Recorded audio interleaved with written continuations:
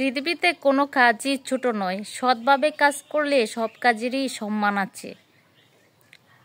Hello guys, সবাই কেমন আছেন? আশা করি সবাই ভালো আছেন। আজ আমি আপনাদের সাথে শেয়ার করব গ্রামের এক মধ্যবয়সী নারীর জীবনের গল্প। তিনি গ্রামে বিভিন্ন নারকেল গাছ থেকে ডাটা সংগ্রহ করে কিভাবে শলা তৈরি করতেন।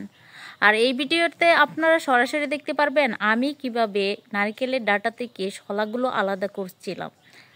তো সম্পূর্ণ ভিডিওটি অবশ্যই একটি লাইক দিয়ে দেখতে থাকুন।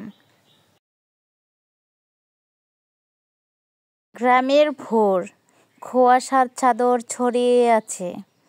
নারিকেল গাছের সারি মাথা উঁচু করে দাঁড়িয়ে আছে। পাখিরা ঢাকছে, হালকা হাওয়া পাতাগুলো নড়ে। শিউলি খালার স্বামী অসুস্থ, 2 সন্তান স্কুলে পড়ে। সংসারের দায়িত্ব তার কাঁধেই। তিনি ঠিক করলেন গ্রাম গ্রাম ঘুরে নারিকেলের শলা সংগ্রহ করবেন, ডাটা থেকে শলা আলাদা করবেন,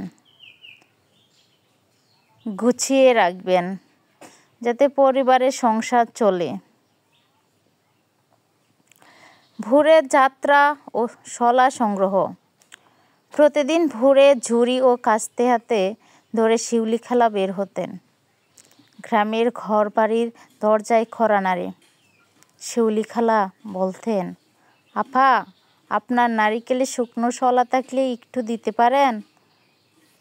কেউ হাসি মুখে দিত, কেউ আবার অবহেলা করত।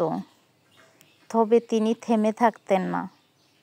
এক বাড়ি থেকে আরেক বাড়ি, এক গ্রাম থেকে আরেক গ্রাম, এভাবে শলা সংগ্রহ হতো। সন্তানেরা পাশে থাকতো। রুমি পাতাগুলো গুছাতো, রাজু শলা সাজাতো। রুমি, মা, আমি পাতাগুলো গুছাচ্ছি। রাজু, আমি শলা আলাদা করছি। শিউলি খালা হেসে, ভালো ভালো কাজ করছো, আমাদের ধৈর্যই আমাদের শক্তি। শলা আলাদা করা খুবই গুরুত্বপূর্ণ।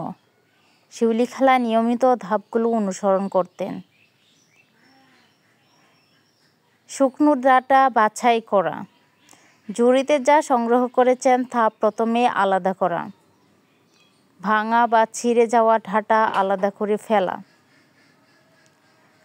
কাদা বা মাটির অংশ ঝেড়ে ফেলা, ময়লা বা শুকনো পাতা আলাদা করা, ডাঁটার উপরের দিক ধরে শলাকে ধীরে ধীরে টানা, হাত ও আঙুলের সাহায্যে সতর্কভাবে ডাঁটা থেকে শলা আলাদা করা,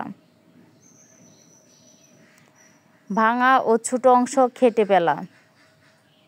আলাদা করা শলাগুলো গাছের মতো সাজানো, ধরনের অনুযায়ী ভাগ করে রাখলে পরে ব্যবহার ও বিক্রি সহজ।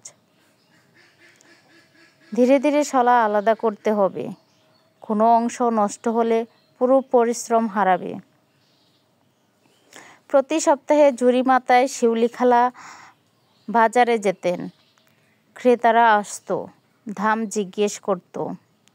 প্রথমে কম ক্রেতা হলেও ধীরে ধীরে সবাই বুঝলো তার সংগ্রহ করা শলা ভালো মানের ও টেকসই। ক্রেতা, খালা, 1 মুঠা শলা কত?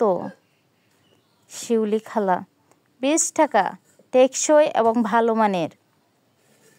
শিশুরা পাশে থাকতো, তারা শিখত ধৈর্য, পরিশ্রম ও সৎ উপার্জনের মূল্য। বর্ষার দিনে শলা ভিজে যেত, কেউ দাম কমাতে চাইতো, তবুও শিউলি খালা কখনো হতাশ হননি। শিউলি খালা, কোনো কাজ ছোট নয়, ধৈর্য ও পরিশ্রম থাকলে কোনো সমস্যা বড় নয়।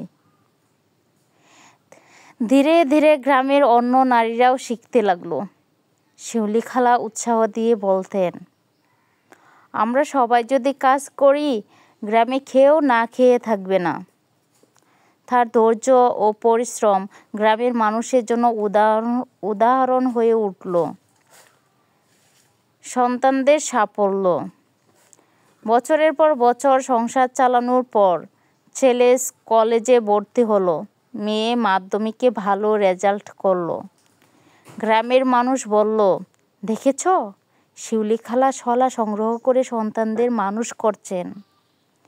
শিউলি খালার মুখে হাসি, চোখে আনন্দের জল। আজও শিউলি খালা মাঝে মাঝে শলা সংগ্রহ করে গুছান, শুধু অভ্যাস ও স্মৃতির জন্যে। গ্রামের মানুষ এখনও তাকে মনে করে শলা খালা নামে। এ গল্পের শিক্ষণীয় পাঠ: কোনো কাজ ছোট নয়। 2. সৎ পরিশ্রম কখনো ব্যর্থ হয় না। 3. একজন নারীর ধৈর্য ও পরিশ্রম পুরো পরিবারকে বাঁচাতে পারে।